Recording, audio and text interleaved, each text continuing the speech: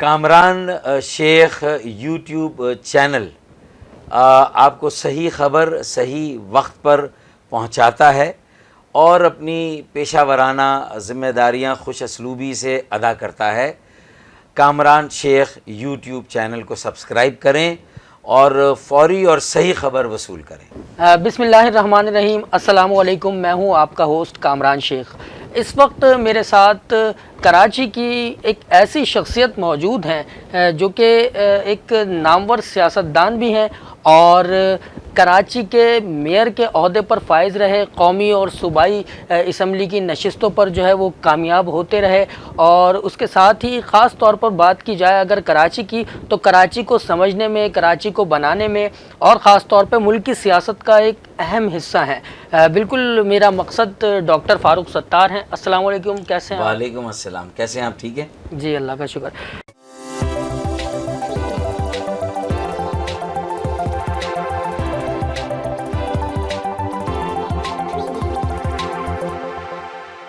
Doctor صاحب، پہلے تو مجھے یہ بتائیے گا کہ اس وقت ملک حالت وبا میں ہے اور خاص طور پر ہر اسپتالوں میں شکایات بھی آ رہی ہیں، آپ سب پر بڑی گہری نظر رکھتے بھی ہیں، اور معیشت اس وقت مکمل طور پر ہمیں تباہ بھی نظر آ رہی ہے۔ تاجر پریشان ہیں، اسکول بند ہو رہے ہیں، مارکیٹس والے پریشان ہیں۔ آپ اس صورتحال میں کس طرح باہر نکلا جائے؟ ویسے تو پوری دنیا ہی کورونا اور پھر جو لاک ڈاؤن، پوری دنیا میں ہی ہر جگہ اس کے علاوہ کوئی راستہ ہی نہیں تھا۔ کورونا کے بعد لاک ڈاؤن، اور پوری دنیا ایک ہی کیفیت سے گزر رہی ہے۔ وہ ہمارے یہاں تو 70 سالوں سے ویسے ایک کیفیت چل رہی تھی، اور اب وہ کم تھی جو کورونا آ گیا۔ گزشتہ 2 سال سے ہماری معیشت ویسے بھی پرفارم نہیں کر رہی تھی۔ بے روزگاری، مہنگائی آسمان سے بات کر رہی تھی، اور سونے پہ سہاگا، مطلب یہ جو کورونا ہے اس نے اور ستم ڈھائے۔ تو اب میں یہ سمجھتا ہوں کہ کورونا کا علاج تو اب تک پوری دنیا میں نہیں، اور یہ کب تک رہے گا اس کا بھی آپ کچھ نہیں کہہ سکتے۔ اور وزیر اعظم نے بھی کہا کہ بھئی اب تو اس کے ساتھ ہی رہنا اور اس کے ساتھ ہی گزارا کرنا ہے۔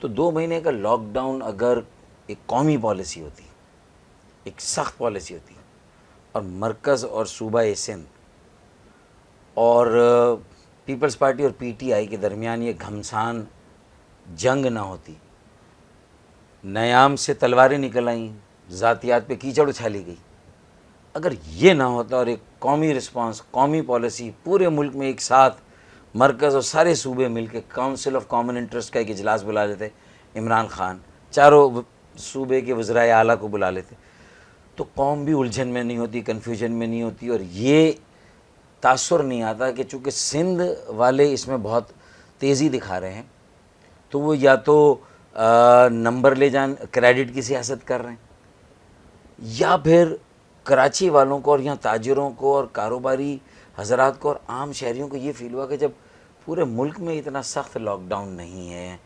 عمران خان اس کے حق میں نہیں ہے، تو کہیں ہمارے ساتھ کھلواڑ تو نہیں ہو رہا، کورونا ورونا ایک جعلی ڈھکوسلا ہے، کوئی حقیقت ہے ہی نہیں، اور یہ ہماری معیشت کو اور تباہ کرنے کے لیے پیپلز پارٹی جس نے ویسے ہی بڑے ظلم ڈھائے کراچی پہ، تو اگر پیپلز پارٹی نے 12 سالوں کے اس بلا شرکت غیرے کے اقتدار میں کچھ کراچی والوں کے آنسو پہنچے ہوتے، کچھ K4 کے منصوبے کو آگے بڑھا دیا ہوتا، کچھ اضافی پانی، کچھ نیا پانی کراچی کو دے دیا ہوتا، کچھ سرکولر ریلوے کے اوپر کام کر لیا ہوتا، کچھ فرسودہ لائنوں کو بڑے پیمانے پہ تبدیل کرنے کا منصوبہ بنا کے عمل درآمد شروع کیا تھا، اور آخری بات کچرے کا ایک مؤثر نظام دیا ہوتا، اور بغیر کچرے کی سیاست کیے ہوئے کریڈٹ خود بھی لیتے، پیپلز پارٹی خود بھی لیتی، اور بھلے اس ایم کیو ایم کو جس سے میرا بھی اختلاف ہے، اس میئر سے جس سے میرا بھی اختلاف ہے وسیم اختر سے اور خالد مقبول صدیقی سے بھی، لیکن اس کے باوجود بھی چونکہ یہ حقیقت ایک ریالٹی اور بلدیہ میں ایم کیو ایم ہی ہے، تو آپ کو ان کے ساتھ مل کے کچرا اٹھانا چاہیے تھا، کہنا کہ بھائی آدھا انہوں نے اٹھایا آدھا ہم نے اٹھایا، دونوں کریڈٹ لے لیتے۔ تو کراچی والے کہتے ہیں کہ پیپلز پارٹی نے کراچی والوں کے آنسو پہنچے، چونکہ وہ نہیں ہوا تو اب لوگ اعتبار ہی نہیں کر رہے، وہ کہہ رہے ہیں کہ جب وزیر اعظم ٹھنڈا پڑا ہوا ہے اور وہ اس کے حق میں نہیں، تو خرابی یہاں ہو گئی۔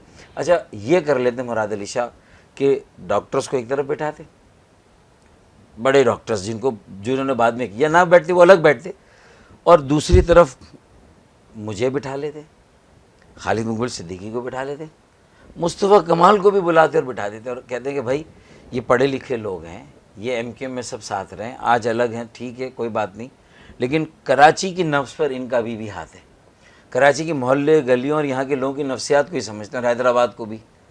تو یہ کراچی حیدرآباد میں یہ سب سے بڑے شہر ہیں سندھ کے, اور انہی کو سب سے زیادہ بچانا ہے, اور انہی پر پورے ملک کی معیشت کا بھی انحصار ہے. اور کراچی پر ترقی کا انجن ہے, معیشت کا مرکز ہے, اور سندھ کی معیشت کا بھی مرکز کراچی.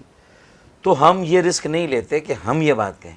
یہ ایم کیو ایم والے جو ہے جن کی بات لوگ سنتے رہے ہیں, ان کو بٹھا کر کہتے ہیں. اور اگر فردوس شمیم مان جاتا نا تو یار اس کو بھی بٹھا دیتے اپنے ساتھ, اور سب مل کر پھر کہتے ایک صوبائی یکجہتی ہوتی اور ایک قومی یکجہتی.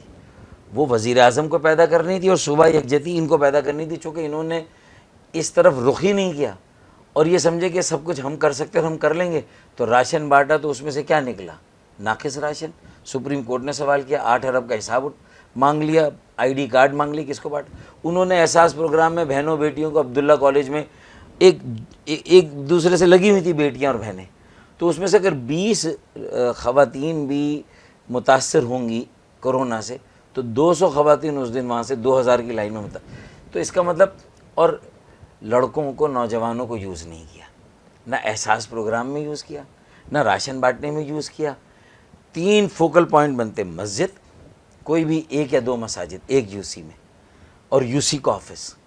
یہ نہ دیکھتے کہ ایم کیو ایم کے پاس ہے, کس کے پاس ہے, جماعت اسلامی کا یو سی کا چیئرمین ہے, کس کا ہے, ڈسٹرکٹ میونسپل کارپوریشن کا چیئرمین ایم کیو ایم کا ہے, ساؤتھ میں پیپلز پارٹی کا. یہ نہ دیکھتے, نہ پی ٹی آئی والے یہ دیکھتے, نہ پیپلز پارٹی والے یہ دیکھتے. اس وقت تو کہتے کہ یہ سارے سیاسی کارکنان, یہ سارے یو سی کے آفس, یہ مساجد کی کمیٹیاں اور اسسٹنٹ کمشنر یو سی اور مساجد, ان تینوں کو کہتے ہیں میاں اپنے ایک اسسٹنٹ کمشنر کے انڈر میں یا اس کے علاقے میں 6 سے 12 یو سیز آتی. ان یو سی کے نوجوانوں کا ریکارڈ مانگتے. اور ٹائیگر فورس بنانے کی ضرورت نہیں کاغذ میں, کہتے بھائی ہر ٹائیگر اپنے محلے میں نکلے, حکومت اس کے پیچھے کھڑی ہے, بلدیہ اس کے پیچھے کھڑی ہے, سب مل کے کام کرتے. یہ نہ ہونے سے کرونا نے سب سے زیادہ فائدہ اٹھایا اور ہماری بستیوں میں آ کر اس نے اپنا گھر بنا لیا, اور اب وہ جگہ جگہ موجود ہے. اور جن لوگوں نے روزہ رکھا لاک ڈاؤن کا, اس کی عزت کی اور گھر سے نہیں نکلے, وہ 70-80% لوگ بھی کراچی کے ہوں, حیدرآباد کے ہو, وہ جو 30% لوگوں نے نہیں روزہ رکھا, اب ان کے ساتھ وہ جب ملیں گے تو یہ کرونا کی ایک اسپائک اللہ نہ کرے آئے. اللہ کرے ہماری یہ خوش فہمی حقیقت بن جائے کہ اللہ تعالیٰ نے ہم پہ فضل و کرم کیا, اللہ تعالیٰ یہ فضل و کرم جاری رکھے.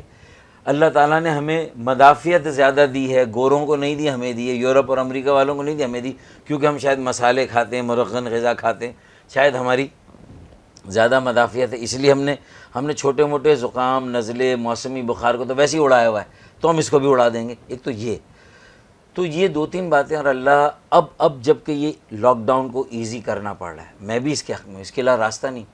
یا تو 2 مہینے کا سخت لاک ڈاؤن پورے ملک میں ہو جاتا اور حکومت ذمہ داری لے لیتی راشن کی, اور ساری این جی او, سیلانی ہو, جے ڈی سی ہو, عالمگیر ہو, چھیپا ہو, ان سب کے ساتھ مل کے, عبدالستار ایدی, ان سب کے ساتھ مل کے کہتے ہیں کہ آپ بھی فلاحی تنظیمیں, محلہ کمیٹیاں, ویلفیئر سوسائٹیاں, یہ ساری ان کو بھی ساتھ لیتے, اور ان کا جہاں نیٹ ورک ہے اس کو کہتے ہیں یہ حکومت کا ہمارا نیٹ ورک ہے, یہ عوام کے ساتھ ہم جڑے.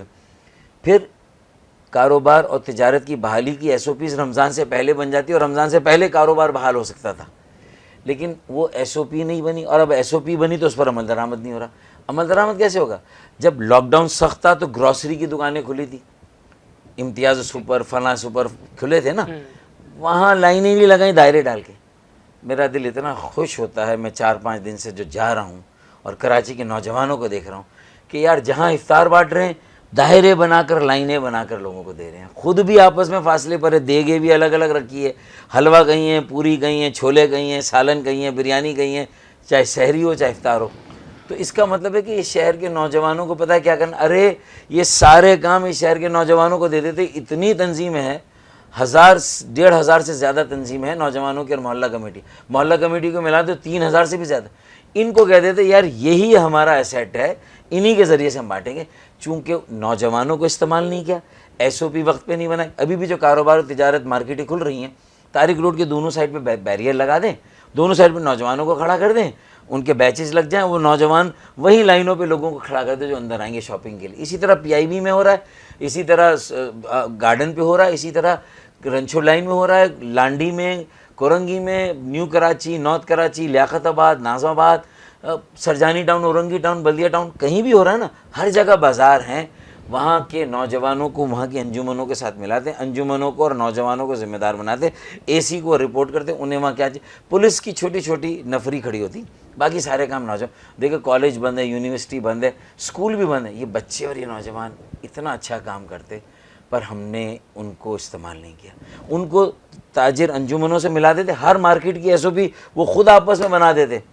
ایک دکان پہ کتنا رش ہونا چاہیے, ایک مارکیٹ کے باہر کتنا رش ہو, لائن ہو, ماسک بھی ہو, سینیٹائزر بھی ہو, یہ چیز ہو جاتی ہے. بہت بہت شکریہ ڈاکٹر فاروق ستار ہمارے ساتھ موجود تھے. انہوں نے بہت ہی خوبصورت پیغام دیا ہے, کراچی کو اس کا حق ملنا چاہیے. دوسرا پیغام یہ جتنے سینئر سیاست دان ہیں یہ نوجوانوں کو سپورٹ کریں اور نوجوان آگے بڑھیں, اور انہی کی طرح جس طرح ماضی میں انہوں نے کراچی کو بنایا ہے اسی طرح بنانے میں اپنا کردار ادا کریں. سندھ حکومت ہو, بلدیہ ہو یا وفاقی حکومت ہو, کراچی کے بارے میں سوچنا چاہیے. سب سے پہلے پاکستان.